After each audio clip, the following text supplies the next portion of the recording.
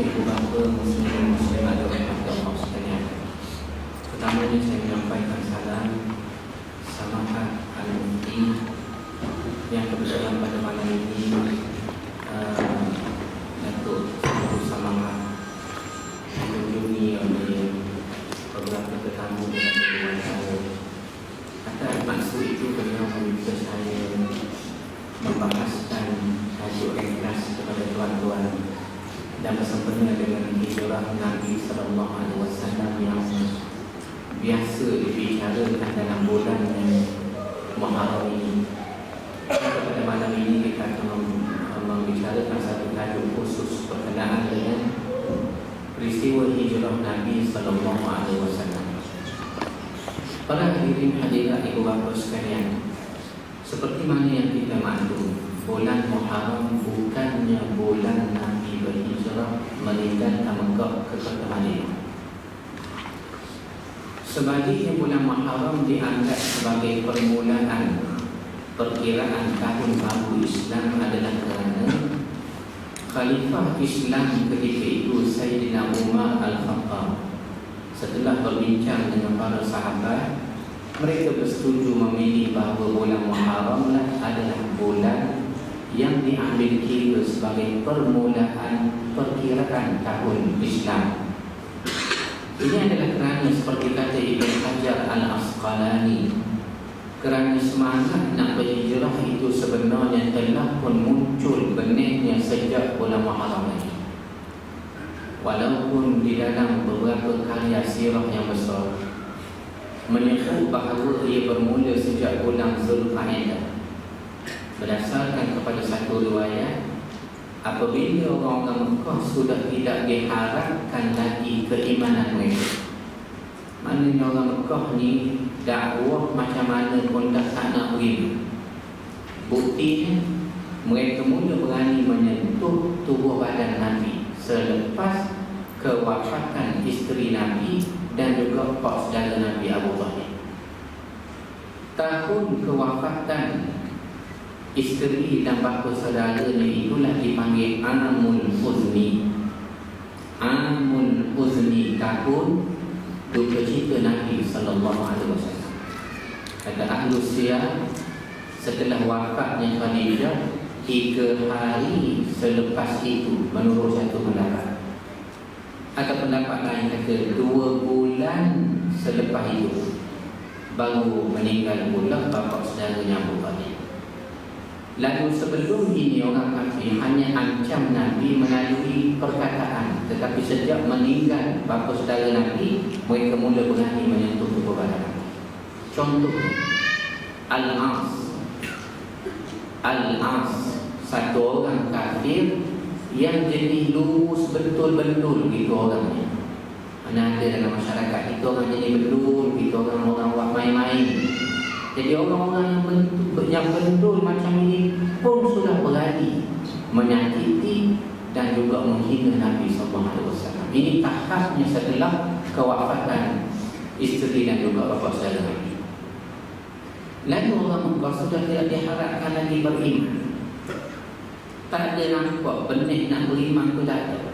Menyebabkan selepas peristiwa Amul Huzni ini, Nabi berdakwah ke Taif. Nabi memusatkan dakwah ke Taif.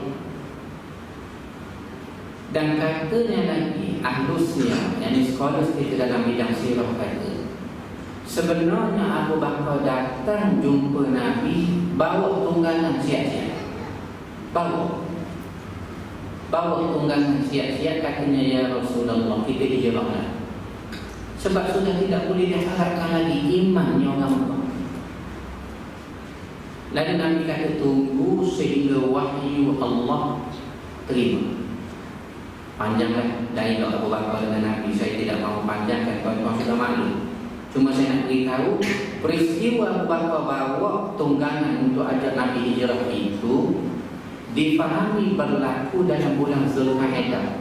Berdasarkan riwayat ini menyebut bila Nabi kata tunggu, maka Abu Bakar bawa balik unta itu, lalu diikat di sebatang pohon dan diberi makan daun-daun yang gugur dan luruh serta kering selama 4 bulan.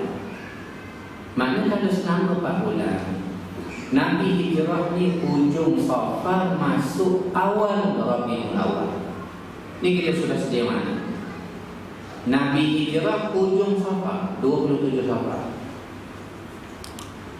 bersembunyi 3 hari 3 malam dalam 2 tahun. 1 Rabiul Awal hari Isnin malam baru Nabi tinggalkan Mekah dalam keadaan menangis. Mana hujung Safar awal Rabiul Awal Nabi tinggalkan Mekah. Dan kalau tunggangan itu telah diberi makan daun yang gugur dan kering selama 4 bulan, kita mengundur bulan. Nabi hijrah hujung Safar Rabiul Awal. Ketika Rabiul Awal pasal Nabi tinggal Mekah Rabiul Awal, mengundur Safar, Muharram, Zulhijjah, Zulqa'dah. Jadi bulan Zulqa'dah katanya setengah halus ya, sudah ada dah persiapan nak tinggal Mekah. Dan kita telah sedia maklum, bukannya Nabi hijrah baru sahabat ikut, tidak. Sahabat terlebih dahulu hijrah selama setahun mendahului Nabi. Makna kata di Mekah sudah tidak ada sahabat. Yang tinggal Nabi dan ahli keluarganya, Sayyidina Ali dan ahli keluarganya, serta Abu Bakar dan ahli keluarganya. Ada pun sahabat lain telah setahun mendahului Nabi berhijrah. Ini berdasarkan riwayat Abu Salamah dan Ummu Salamah serta anak mereka Salamah. Setahun lebih awal meninggalkan kota Mekah. Panjang cerita. Jadi tuan-tuan, fahamlah kita Nabi tidak berhijrah dalam bulan Muharram. Sebaliknya bulan Muharram diambil kira sebagai bulan perkiraan tahun baru Islam. Kerana kata Ibn Hajar dan lainnya, dalam bulan itu dikatakan semangat benih nak berhijrah begitu kuat. Memang ada pendapat lain, sahabat cadang. Antaranya ada yang cadang kerana nak kira perkiraan tahun baru Islam, kira dah bulan Ramadan. Sebab bulan puasa ni bulan rahmatnya Allah melimpah ruah. Pintu azabnya ditutup, pintu rahmat syurga ni dibuka. Maka dia kata elok dah bulan Ramadan dikira bulan perkiraan tahun baru Islam. Kemudian ada sahabat cadang kalau nak kira tahun barunya Islam, mulalah dengan bulan haji Zulhijjah. Sebab bulan haji ini bulan penyempurnaan rukun Islam bagi orang mukmin dan Muslim. Tetapi setelah dibincang itu, Tuan Umar bersetuju memilihnya bulan Muharram sebagai bulan perkiraan tahun baru bagi Islam. Ini perkara asas yang kita nak tahu. Hijrah tidak berlaku dalam bulan Muharram. Ada pun mengaku Muharram dipilih berasaskan kepada apa yang telah kita sebutkan tadi. Perkara kedua, setelah kita tahu Nabi hijrahnya bermula meninggalkan rumahnya 27 Safar. 27 Safar malam. Mengapa? Sebab siangnya 26 Safar. Pada waktu siangnya sebelum malam itu, yakni 26 Safar, telah berlaku satu mesyuarat di Parlimen Quraisy. Parlimen Quraisy ini dinamakan Darun Nadwah. Di Dar An-Nadwah, katanya ulama ahli siyar kata dia dibina pada zaman Hashim atau nama sebenarnya Amr. Setengah pendapat kata tidak, dibina pada zaman anaknya Abdul Muttalib. Di sebelahnya Kaabah letaknya pusat pemerintahan Mekah, namanya Darun Nadwah. Darun Nadwah adalah pusat operasi pemerintahan Mekah, menjaga kebajikan Mekah dan penduduknya serta kebajikan orang yang datang ke Mekah. Di Darun Nadwah pada 26 Safar waktu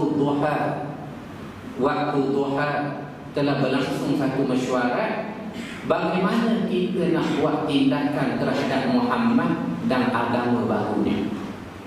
Mana oleh kerana agama itu nampaknya berkembang. Setiap kali orang haji datang ke Mekah, dia ambil peluang cerita kepada rombongan haji daripada tanah luar, menyebabkan daripada sikit menjadi besar, daripada orang cakap tak ramai menjadi tersebar agama Islam itu. Lalu di dalam nak buat bincang, kita nak buat macam mana ke Muhammad? Sebanyak 3 usul telah dibentangkan pada mesyuarat tadi. Pertama, Al-Bakhtari, ni nama orang kafir. Dia kata tak payah, kita tangkap Muhammad, buang dia. Tangkap, buang dia. Bila buang dia, kita dah tak ada kaitan dengan dia pun tak ada kaitan dengan kita. Apa nak jadi di tempat sana, tak apa, sebab jauh daripada kita. Lalu Iblis kata, Iblis menyerupai seorang lelaki tua dari Najd masuk dalam mesyuarat di Parlimen Quraisy itu. Dia kata, kalau kamu buang dia, nescaya tempat baru nanti akan ia kumpul kekuatan, lalu ia boleh datang menyerang kau. Pernah berlaku tuan, ini cerita betul, pada tahun 70-an. Satu orang bergaduh di rantau panjang, ada banyak datang.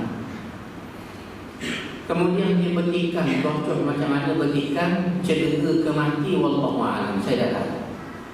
Lalu hak tukang tikam ni ditangkap polis, hukuman ketika itu dibuang daerah. Dibuang daerah di mana? Di Kuala Berang dan kampung saya. Ini cerita betul. Bila buang daerah di Kuala Berang, Ulu Terengganu, nampak dia suka seronok. Nampak seronok dia kena buang daerah. Rupanya tuan, dia memang asal Kuala Berang. Cuma dia bergantung di rantau panjang, macam balik kampung dia hantar, dia buang daerah. Jadi pernah dicadang Nabi buang daerah. Jadi bila kata kalau buang daerah tak selesai, nescaya kekuatan luar akan datang menyerang kamu pada masa yang akan datang. Dan usul itu ditolak. Usul kedua dicadangkan oleh Abu Al-Aswad. Ini saya gabung ke sirah nama, sirah itu saya gabung dulu. Abu Al-Aswad, dia telah mencadangkan kita penjaga Muhammad dan penjaga sampai mati. Dan bukan kita tak pernah penjaga orang, pernah. Sebagaimana kita pernah penjaga Az-Zubair dan An-Nabirah. Siapa Zubair dan An-Nabirah? Zubair dan An-Nabirah ni dua orang sastrawan Mekah, dua orang ahli sastra Mekah, yang mana dia pernah ditangkap kerana kesalahan syairnya memberi semangat kepada rakyat Mekah menentang kerajaan supaya jatuh. Lama dah mula begini, lama zaman jahiliyah dah ada. Ditulis syair supaya orang lawan kerajaan jatuh kerajaan, maka ditangkap sehingga mati. Apa ni penyanyi ini di dalam jalan. Zubair dan juga An-Nabi mati. Kalau orang sempat ambil STPM bagi orang sekolah agama, dia belajar nusus wal adab. Nusus wal adab, satu subjek mada berkaitan kajian terhadap nas-nas syair Arab yang zaman jahiliyah. Akan terkenal nama biasanya. Telah berkatalah Zubair, telah berkatalah An-Nabi, wa qala Zubair, wa qala An-Nabi. Ini biasa bagi orang yang mengaji subjek ini. Jadi Zubair dan An-Nabi pernah dipenjara sehingga mati. Lalu kata Abu Al-Aswad, kita penjaga Muhammad supaya ia mati seperti Zubair dan An-Nabi. Maka kata Iblis, nescaya tidak akan sempat mati, kawan-kawan yang akan datang bebaskan dia. Lalu ditolak usul kedua. Lalu Abu Jahal bangun, dia kata tak ada cara lain, kita kena bunuh. Sebab bunuh ni lah satu-satu benda yang selesai. Kita pun tak tengok dia pun tak ada kaitan dengan kita. Dan bunuh ni pula dua macam-macam jenis dah. Tengok jenayah sekarang, tembok upah 20 riyal, tembok dia kira lah package 20 riyal, tembok kalau lutu, kalau 40 riyal, tembok ikut upah. Sekarang ni pun Allah takut. bunuh, tembok, beri mati supaya putus hubungan kita. Cuma ada satu je cara bila kita nak bunuh orang tapi tak kena hukum bunuh dia. Apa dia? Langgar orang. Sebab bila langgar orang itu orang yang accident, padahal nak bunuh orang. Ni dia lain sikit hukuman, dia tak kata ni bunuh dah, accident apa. Baik. Bila Abu Jahal usulkan bunuh, kata Iblis, inilah yang paling baik. Dan tuan tengok tuan tengok, ulama menyebut kemuncak kejahatan zahir manusia ialah apabila ia membunuh orang. Kemuncak jahat zahir bila bunuh. Manakala kemuncak batin dosa manusia apabila ia mensyirikkan Tuhan. Dari segi zahir, kemuncak jahat tak ada, bunuh orang. Dari segi batin, kemuncak jahat bila ia syirikkan Tuhan. Allah Akbar wa na'udzubillah min dzalik. Lalu mereka setuju nak bunuh. Sekarang mereka bincang bagaimana nak bunuh, cara. Lalu kata Abu Jahal, tidak ada cara lain. Kalau satu kabilah membunuh Muhammad, nescaya kabilah itu akan dipertanggungjawabkan. Tetapi kalau 10-11 kabilah bunuh serentak, nescaya Bani Hashim tak boleh nak melawan 11 kabilah. Sebab 11 kabilah akan tanggungjawab. Ketika itu kita cadangkan kepada Bani Hashim, anak kamu, anak cucu kamu telah terbunuh dah pun, dah mati dah. Nak pandang cerita apa lagi Bani Hashim? Kami sangguplah bayar dia pembunuhan, yakni 100 ekor unta bagi setiap kabilah. Kalau 10 kabilah, 1000 ekor unta ambil Bani Hashim. Mati-mati dah, tapi kami nak berbaik lagi dengan Islam datang. Hukum dia bagi pembunuhan yang tidak sengaja, dan kemudian walaupun sengaja dan kemudian dimaafkan, kata fuqaha, adalah 100 ekor unta mengikut nilai semasa. Maksudnya Islam tidak membatalkan hukuman itu. Jadi kata dia tak ada cara, kita kena bunuh serentak. Setiap kabilah mesti hantar seorang pemuda yang gagal-gagal. Kita akan beri pedang. Dan pedang ni pula tuan tahu, bukan pedang saja. Dilumur racun pada pedang itu, supaya kalau diketok Nabi sempat lari 2-3 hari Nabi akan mati. Sebab kesalahan. Tengok jahat perancangan ini. Lalu setelah setuju, petang sebelum saja terbenam matahari, Abu Jahal dan sebelah pemuda telah mengelilingi rumah Nabi. Semua pemuda kata keliling rumah Nabi. Semua riwayat kata bukan rumah Nabi, tapi rumah Ummu Hani, sepupu Nabi. Ummu Hani ni tuan sepupu Nabi ni ramai. Biasa kita dengar Sayyidina Ali. Biasa kita dengar Ibn Abbas. Jarang-jarang kita dengar Ummu Hani seperti riwayat ini. Yang mungkin langsung kita tak pernah dengar Fadl bin Abbas, Qatham bin Abbas. Sedangkan Fadl dan Qatham ini adalah dua sepupu Nabi yang memandikan jenazah Nabi sallallahu alaihi wasallam. Sirah ini kita akan baca lain hari yang pula. Cuma nak cerita hijrah ini. Maka mereka kepung rumah Ummu Hani. Dan riwayat sirah klasik, kita gabung tu apa? Riwayat dalam sirah klasik sebut gembiranya Abu Jahal malam itu, kerana dia yakin malam kalau mati kerana terlalu yakin, maka dia mengisi malam yang dia seronok sangat itu dengan buat apa? Dengan bercerita benda-benda yang kelakar. Ulang sekali lagi Ustaz, benda-benda yang kelakar, cerita benda kelakar, lawak tenaga, suka hiburan. Dan setengah sirah kata terlalu kelakarnya cerita pada malam itu sehingga tergolek-golek dah Abu Jahal, suka di tanah. Dah tahu lagu mana. Sebab itu tuan ingat baik, apa yang kita warisi daripada Yahudi ialah kelakar.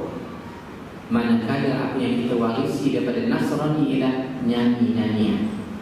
Maka Nabi kata Muslim adalah yang berkecuali daripada dua perkara. Mana lawak dan neraka, hak kelakon ni sebenarnya datang daripada Yahudi. Kita baca dalam sejarah, Fir'aun dia telah membela satu orang pelawak. Pelawak ini bangsanya Bani Israel. Fir'aun ni bukan Bani Israel. Fir'aun ni dia orang Mesir. Tapi dia bela satu hamba abdi yang kelakon dari Bani Israel, namanya Yuyu. Namanya Yuyu, pelawak Yuyu. Yuyu ni tuan kerja dia buat kelakon. Kalau kelakon diberilah macam elang bonus begitulah, agihan kelakon. Tapi kalau tidak kelakon akan dipukul dan juga diwakil. Oh, berat kerja dia. Tapi nak beritahu tuan, kelakon dia datang daripada Yahudi, nyanyi-nyanyi yang datang dari Nasrani. Sedang Muslim adalah mereka berkecuali daripada dua kali. Malah pelakon sikit di bahasa dia dah biasalah gitu. Tapi siapa buat pertandingan siapa buat macam liga bola sepak, minggu-minggu melawan aku, minggu masuk aku, siapa gitu buat pengurus pula. Siapa menang buat hari convocation, tidak faham. Tapi apa? Ya. Maka mereka tunggu malam sampai penuh masa malam, tunggu malam tu cerita benda yang berlaku. Kita tergolek-golek dah Abu Jahal ke tanah kerana terlalu geli hati. Ni kata sirah klasik. Lalu malam pun semakin lama. Allah Ta'ala ni dia nak Nabi selamat. Itu ketentuan Allah. Dalam takdirnya Nabi selamat, akan keluar Mekah, kemudian sampai Madinah, kemudian membina negara Islam Madinah, kemudian akan berlaku fatah Mekah. Mekah akan jadi seperti Madinah. Ini dalam takdir Tuhan, kehendak Tuhan. Kalau kita ada zaman Nabi dan kita tergolong-golongan beriman pada Nabi, nescaya kita akan berdoa, ya Allah, berilah negara kafir tak boleh angkat Nabi, ataupun mereka ni mati, ataupun mereka ni dipanah dikor, atau mereka ditelan bumi, biar senang Nabi selamat. Sebab apa kita berdoa begitu? Kerana kita tak tahu apa yang akan berlaku pada Nabi. Dengan otak kita yang panjang sejengkal dan lebar sejengkal ni, kita akan rasa mati dah Nabi kali ni, mati dah Nabi Ibrahim. Kalau kita hidup zaman Nabi Ibrahim, nescaya kita akan berdoa, ya Allah, jangan beri tentera Namrud ni matanya nampak Nabi duduk kat mana. Biarlah dia tak nampak macam waktu tentera kafir nak angkat Nabi Muhammad. Atau bila tengok api dah dinyalakan setinggi bukit, itu yang kata kebanyakan yang manusia, setinggi bukit apa nak baca Nabi Ibrahim ni. Kalau kita hidup zaman itu, saya kita berdoa, ya Allah, turunlah hujan, ya Allah, turunlah, biar padam api. Sebab apa kita berdoa? Sebab kita tak tahu ketentuan. Tapi Allah nak suruh api marah, hujan jangan turun, maka tentera Namrud molek, Ibrahim kena tangkap, kemudian dilempar dalam api. Sebab apa? Allah nak suruh Ibrahim dibakar. Dan kemudian Allah nak tunjuk kekuasaannya. Allah nak tunjuk kekuasaannya. Memang api sifat membakar, tapi dengan izin Allah. Memang telinga sifat mendengar, tapi dengan kehendak Allah. Memang mata tuan sifat melihat, tapi dengan kehendak Allah. Macam tuan-tuan, mata nampak buku, tapi tak nampak saya tak mana tuan, agak lagi lah. Mana kehendaknya. Begitu juga Nabi keluar dari kepungan pada malam itu.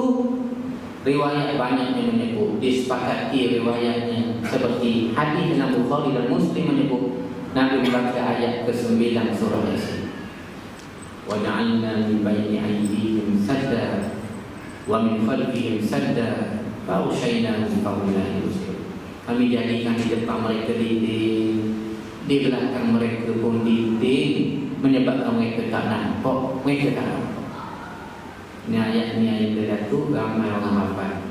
Nak keluar mana takut bini nampak, macam suami agak saya lah. Jadi Nabi keluar, riwayat kata lagi Nabi ambil tanah atau pasir lalu ditabur atas kepala pemuda-pemuda yang kepung, termasuk Abu Lahab. Soalnya, mengapa Nabi perlu tabur pasir atas tanah? Sebab apa? Dah boleh selamat, lagi dia dah. Nak kita tabur pasir pula, nak lengok-lengok, nak duduk gambar pula. Sebab apa? Takkan tuan tak nak tanya. Kita belajar sekarang ni kena tanya. Oh betul juga. Kalau saya lagi tu dah nak kena duduk lama, nak kena tak seorang-seorang pula. Jawabnya supaya orang kafir mendapat satu isyarat. Ketika Nabi letak tanah atau pasir di atas kepala mereka, mereka tidak sedar. Dalam arti kata lain, kalau Nabi nak bunuh mereka waktu itu boleh. Tapi kerana Nabi bukan macam mereka, supaya mereka tengok akhlak Nabi macam mana. Lepas tu bila nak peristiwa Suraqah mengejar Nabi, bila terlepas pedang Suraqah, Nabi angkat, Nabi tanya balik apa yang Suraqah tanya Nabi tadi. Waktu Suraqah ada pedang, Nabi tak ada apa-apa. Suraqah tanya, siapa boleh selamatkan Muhammad? Bila Nabi jawab, Allah. Terlepas tangannya Suraqah daripada pedang, takut Nabi sebut hanya Allah. Maka Nabi ambil pedang, Nabi kata, siapa boleh selamatkan Suraqah? Yang menyebabkan Suraqah perlu Islam. Panjangnya kisah ni saya nak cerita kerangka je sirah ni. Apalah kita tak cerita detail pun, jangan bimbang tuan. Dalam bulan ni tuan akan dengar ceramah tajuk hijrah ni tiap-tiap malam, carilah kata. Ustaz semua cerita hijrah, kata saya ni cerita kerangka muka dia. Jadi Nabi keluar dari kempungan, Nabi menuju ke Gua Thawr, jauhnya 5 kilometer. 5 kilometer Nabi berjalan dari kempungan menuju ke Gua Thawr dalam keadaan berjingkit. Jalan Nabi itu berjingkit dengan hujung jari. Contoh macam mana? Saya buat tanya. Nabi jalan begini. Nabi jalan ini. Okey.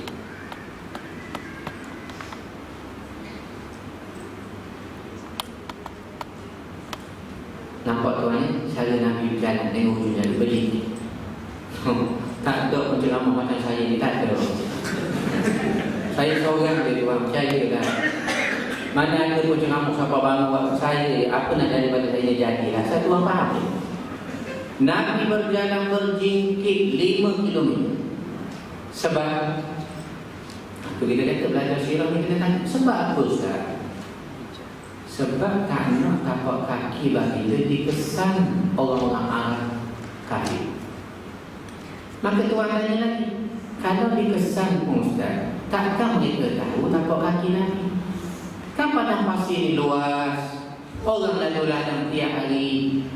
Gaknya tapak kaki, kalau betul ada pun, mana orang tahu itu tapak kaki Nabi? Saya buat contoh di surah kita. Tak buat contoh di surah kita lah. Surah kita di ramai. Ni mana ni lebih kurang 12,000 orang ni sampai ke belakang. Tak sekira lah surah kita. Saya buat contoh surah di kampung kita, contoh ya. Kampung saya lah contoh. Contoh ujung kampung, surah lama, gelap malam, musim penghujung hujan pula, ribu peti orang nak pergi semayang subuh payah. Akhirnya ada juga yang pergi 3 orang, contohnya Imam Bilal Syekh. Mereka ambil semayang di kodok, ambil lalu naik bijak tangga, basahlah tapak kaki di tangga kain. Maka naik siap nampak basah. Tuan nak siap boleh tahu ni tapak kaki imam bukan Bilal. Dah, dia akan fikir Bilal ke imam ke aku sendiri kan. Tu baru 3 orang.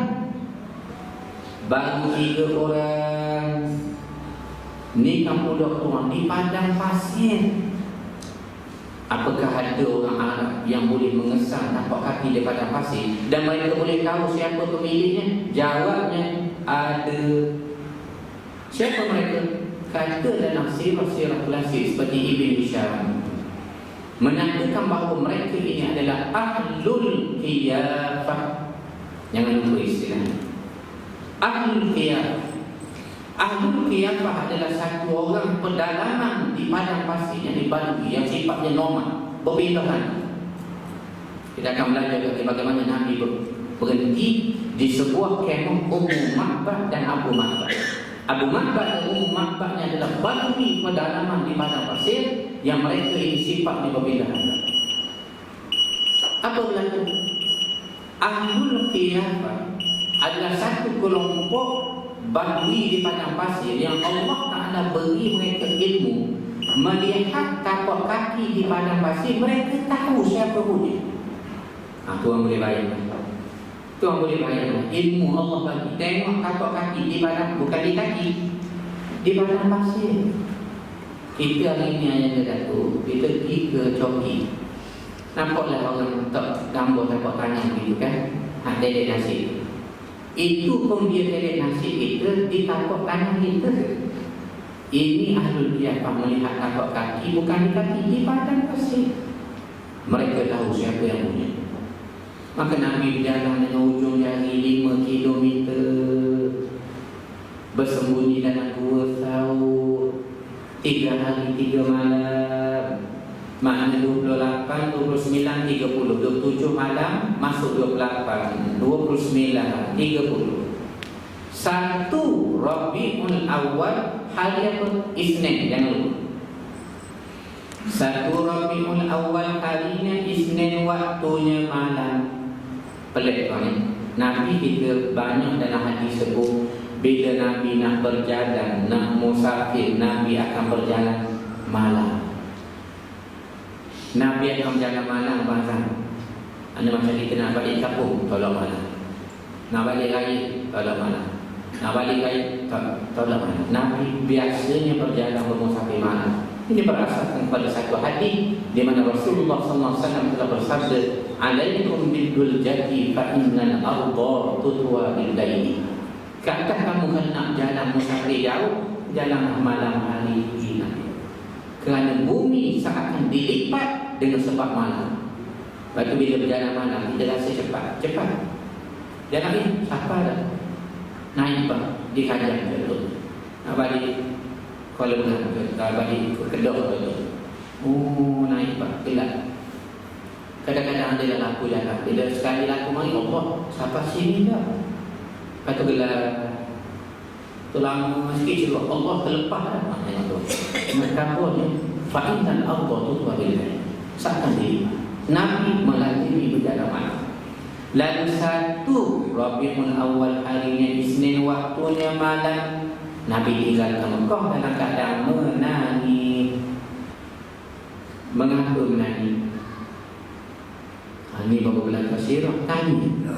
Sebab apa Ustaz? Katanya kerana Nabi terlalu dekat dengan Mekah. Jiwa Nabi dekat, Nabi sayang Mekah. Kita baca dalam hadis riwayat Ahmad, antaranya Nabi puji satu gunung di Mekah. Gunung itu mencintai kita, kita pun cinta Nabi. Maka Nabi dengan Mekah, ataupun dalam arti kata lain dengan kampung, Allah dekat. Hati itu dekat. Macam kita lah tuan-tuan, duduk Kuala Lumpur. Tak dia nak masuk sebulan mesti nak balik kampung. Saya nak balik. Bukan nak balik sebab ambil calon. Tak, bukan. Dia memang nak balik tu sebab kampung ni tak boleh. Saya ingat anak orang tua saya. Pokok bija tempat saya tunggu. Pokok daun suka kalau datang. Boleh genya-genya gendang air panas mandi. Pula kalau demam-demam tak usah ingat minum air laci dan kuning. Lepas tu kalau demam kat jalan air asam daun. Ingat lagi Ustaz, saya balik Allah. Apa betul lain? Katanya syurahul haji, ulama haji itu muhaddithin kata mencintai kampung halaman termasuk sunnah Nabi. Sunnah janganlah tuan, ada kampung balik. Ni tu sejak tahun 60-an tinggal kampung kerana bergaduh dengan abang sulung kita nak satu. Sampai hari ni saya tak balik Ustaz. Jangan. Ladang dah tinggi daripada batu nisan ayam kita ni. Jangan balik. Saya Ustaz walaupun saya dah balik, saya selalu telefon mak saya kampung. Betul lagi, betul. Macam mana? Mak pinjam duit 400. Baik. Lalu Nabi malam itu menangis. Bahkan kita dapat faham bila sampai ke Madinah, bila jatuh sakit Abu Bakar demam. Bila jatuh sakit siapa Madinah, Abu Bakar sendiri demam. Sebab tak lain tak bukan, teringat sangat ketahu. Teringat oleh Tuhan. Mari tempat dagang, tinggal kenalan saudara mara, tinggal mari betul-betul tempat dagang masuk. Bila jatuh sakit sehingga dia bersyair, apakah boleh aku melihat pohon-pohon gila-gila yang tumbuh melata di lembah-lembah. Maknanya cara Arab dia nak gambar kampung dia. Kalau kita kata, apakah boleh aku masih berteduh di bawah pokok binja tengok manis di tebingnya rumah itu Tundalah Selamat, di bawah rumah Muda Sedok. Dan ni orang kampung dia rasa. Jadinya dia sampai bersyair kerana teringat mana. Sehingga Nabi mengangkat tangan berdoa. Apa Nabi doa? Allahumma habbib ilaina al-Madinah.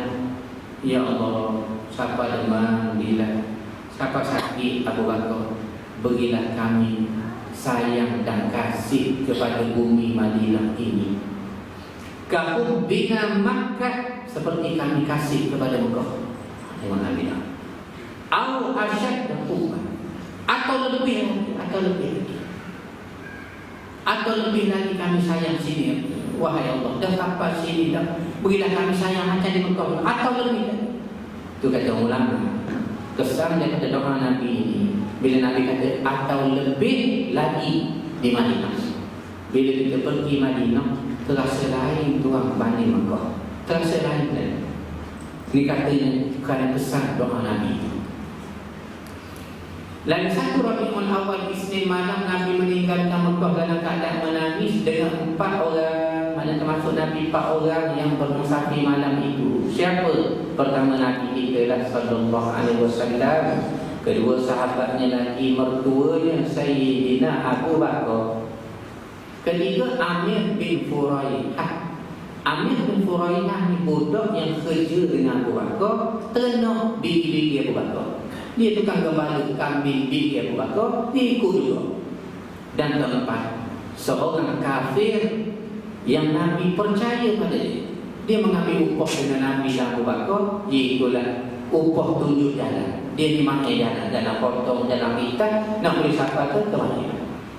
Katanya riwayat akhirnya, penunjuk jalan ini Abdullah ibn Uraiti telah masuk Islam.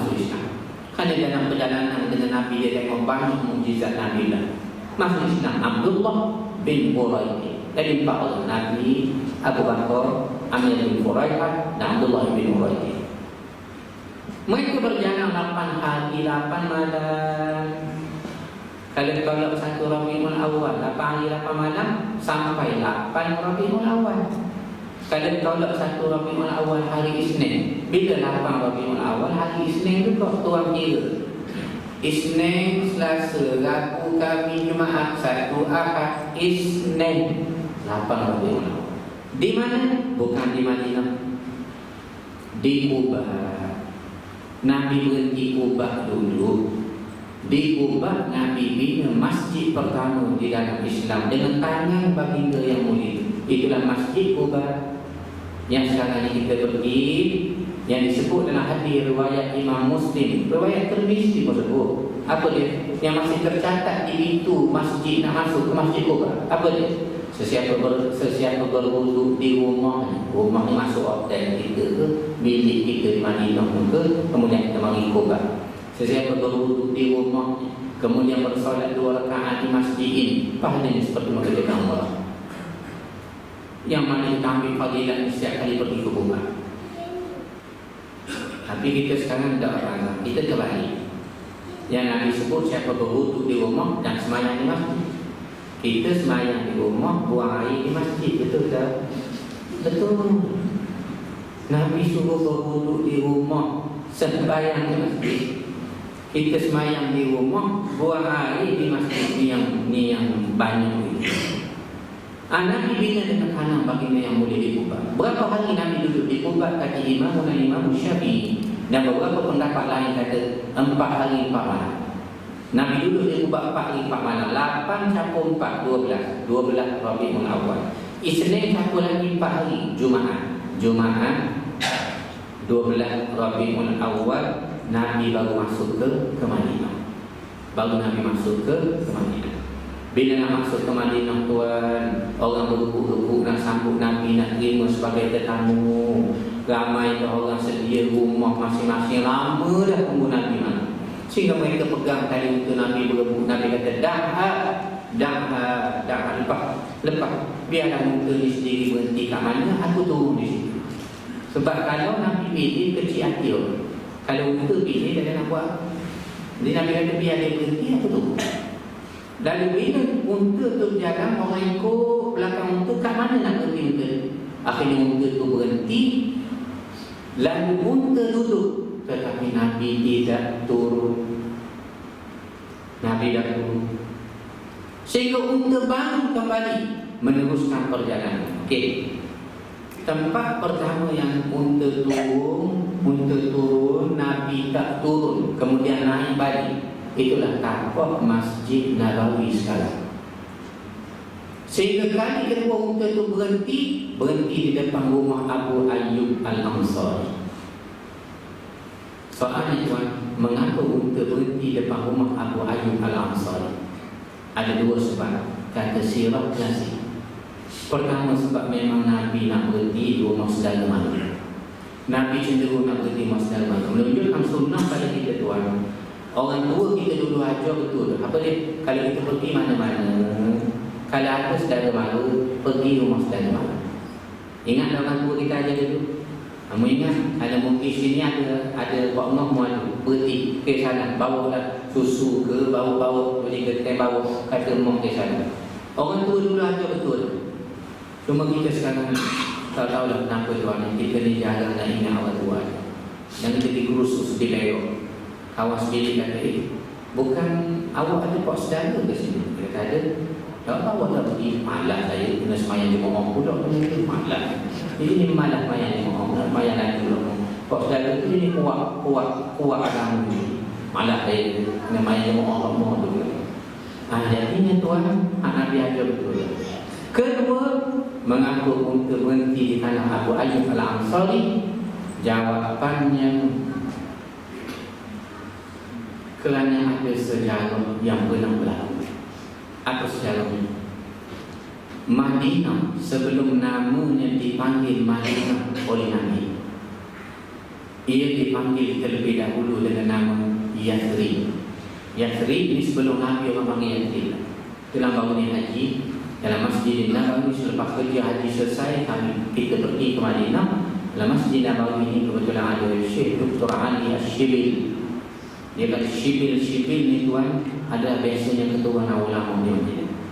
Yang kami datang, saya nak buat pengumuman tuan-tuan, kami ni dosa kita insya-Allah kalau tak ada azam minta didatangi oleh seorang ulama besar alim kabir di dunia sekarang.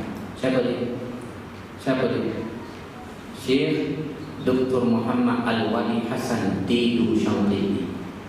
Ini satu imam ulama besar pada zaman ini. Berbangsa Arab, berketurunan Mauritania, Syangkiti. Syangkiti ni tuan tersebut, Syangkiti orang dah. Ini keturunan ulama besar. Akan datang ada muhadarah di jamiah di universiti di UN. Akan ada buat UN. Sebenarnya lawatan beliau Allamah Malaysia. Kami berusaha beliau menjadi tetamu kita di pejabat mufti wilayah dan rasa begitu teruja saya nak kalau orang yang mengikuti perkembangan Muhammad Al-Wali Hasan di Syangkiti, orang ulama besar pada zaman ini, pada zaman ini.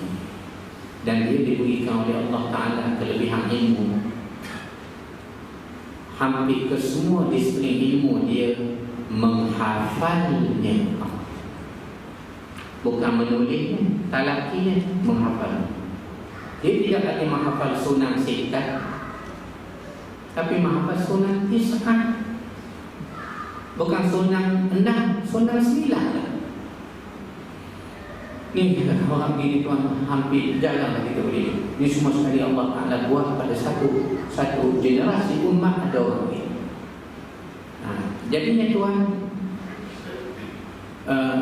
Yathrib ini nama lama bagi Madinah. Bila Nabi sampai ke Madinah, Nabi tak beri panggil Yathrib. Nabi panggil ke Madinah. Ada panggil Qaba, ada Taibah, ada Madinah, ada banyaklah nama. Kata Imam Nawawi, namanya bagi Madinatul Munawwarah itu melebihi 20 nama. Dan kebiasaannya kalau nama terlalu banyak diberi, menunjukkan keistimewaannya terlalu banyak. Lepas tu baru orang memberi nama Al-Hafiz, Al-Hafiz, Al-Allamah, Al-Faqih, Al-Allah, kerana keistimewaannya. Adapun Yathrib, nama-nama bagi Madinah dulu. Ini sebab antara mengaku untuk berhenti depan rumah Abu Ayyub Al-Ansari dulu. Yathrib adalah satu tempat yang dikenal oleh orang Arab, adalah tempat untuk mencari jodoh dulu. Sebab kalau sebut wanita dari Yathrib, yang ini daripada Madinah, daripada Yathrib, memang terkenal comel dulu. Comel. Ada tempat itu di Pasir Mas, Kelantan. Pasir Mas, orang dulu beritahu saya bukan orang Kelantan, saya orang Kelantan.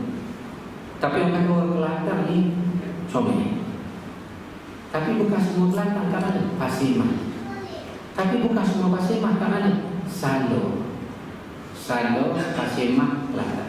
Batu dulu kalau orang menikah orang Salo, Pasir Mas, Kelantan, habis kira paling tinggi sekali. Habis mana kali kita gaji tu meniaga melekat lah, mana besar lah. Habis kira. Ya. Lalu Yathrib dulu dikenali sebagai tempat kalau orang nak cari jodoh, pergi ke Yathrib. Sebab wanita ni comel. Maka suatu hari anak raja Yaman telah pergi ke Yathrib.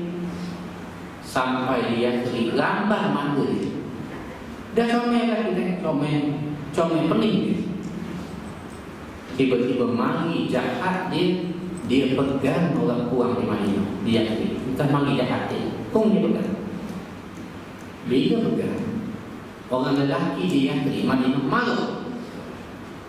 Bila larang dia lawan dia anak raja. Maka orang ambil pisau tikam, mati anak raja yang mana. Bila mati tuan, berita ni sampai raja yang mana. Ada yang kata tergamuk membunuh anak aku. Modalan itu kalian yang harap dia tergamuk membunuh anak aku. Dan dikumpul bala tenteranya menyerang Yathrib. Bila dia serang Yathrib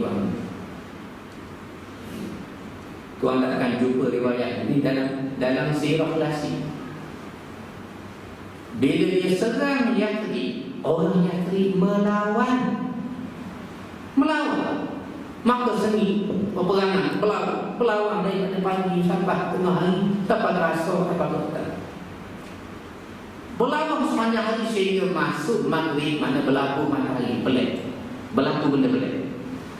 Bila masuk saja maghrib, orang-orang Yaman mula dengar orang-orang Yathrib, yang itu tuan rumah, melawan macam mana?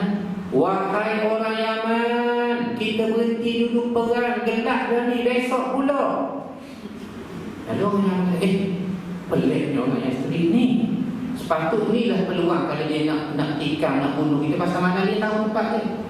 Tapi orang kata tak, kali kita setuju saja. Kami setuju, esok pula. Maka berhenti. Bila berhenti, dah peliknya agak berhenti dia ada orang yang sendiri. Berlaku pelik yang kedua ialah malam itu wakil dari Yathrib datang bawa makanan dan bawa ubat-ubatan kepada orang yang bawa ubat, bawa makanan. cendol. Agak saya ingat dan cerita lah, kuih-kuih lah, terkumbung, bapak ikan, nebak, serau lah, ubat yoku-yoku, otak, seling. Agak saya, kurang patah tahu lah, mana boleh biasa, dan solat juga. Agak, maka kata Raja Yaman, jangan makan. Sesungguhnya mereka telah meletak racun dalam makanan. Dia nak suruh kita mati. Dan macam mana aku makan yang banyak sangat ni? Panggil hamba abdi, suruh dia makan. Hamba abdi tak apa mati pun kita buat uji haji. Panggil hamba abdi. Biar dia mati pula apa buat hamba. Dia tak musawarah lah. Hamba abdi ni pula. Benda hamba dah kaki makan sedap. Dan tengok makanan sedap. Atau makan lambu. Kau makan juga. Sedap. Bila makan kenyang, dah mati. Dia kata ni makanan betul. Maka mereka makan. Ubat mereka guna. Lalu mereka berehat. Esok siang saja berperang sampai subuh. Masuk asar sampai maghrib. Bila maghrib bunyi pula. Berhenti dulu orang yang mahu. Esoklah pula gelap dah ni. Orang yang kata okey dah apa esok mana itu dia hantar makanan pula. Ubat pula. Pelik tuan. Sehingga Raja Yaman kata pelik ni orang yang serik ni. Bukankah kita bergaduh dengan mereka? Siap bergaduh mana baik? Pelik. Maka dia panggil pendeta-pendeta. Dia kata cuba kamu ramal. Siapa orang yang serik ni sebenar? Sebab pelik tak pernah berlaku orang ni. Maka Raja Yaman diramal oleh pendeta dia. Mereka ni agama Nasrani. Ramal. Maka dia kata tuanku, pada ramalan kami di Yathrib ini akan datang, tak tahu dah bila, akan datang seorang Nabi akhir zaman yang sifat dia menyatu padu kaum. Oleh kerana itu sifat orang Yathrib ini dah ada sejak asal dah. Sifat nak baik dengan orang ada. Ansar terasa nak baik ada. Maka bila Raja Yaman tengok, dia kata kita berhenti. Sebaliknya aku nak bina satu rumah di sini. Dengan doa mudah-mudahan Nabi itu bila datang nanti akan singgah di rumah kami. Maka dia buat rumah. Rumah itu dari temurun, generasi ke generasi diwarisi sehingga dapatlah kepada Abu Ayyub Al-Ansari. Maka dengan sebab itu katanya sejarah dan sirah klasik. Atas sebab itu unta itu berhenti di depan rumah Abu Ayyub kerana Allah nak menyampaikan niat asas yang baik, ialah membina rumah untuk datangnya Nabi. Bahkan ayat Quran menyebut berkaitan dengan asas binaan yang baik. Walaupun ayat ini menunjukkan kepada masjidnya Quba. Apa dia? Afaman ussisa ala taqwa. Ussisa ala taqwa min awal yawmin ahaqqu an taqumu fihi rijalun yuhibbuna an yatatahharu wallahu yuhibbul mutahhirin. Daripada surah Al-Taubah. Dan kisah hijrah tuan panjang, anggaplah saya cerita kerangka saja. Mudah-mudahan tuan-tuan di masa akan datang kita dapat sambung lagi. Aku qauli hadza wa astaghfirullaha li wa lakum. Wassalamualaikum warahmatullahi wabarakatuh. Alhamdulillah.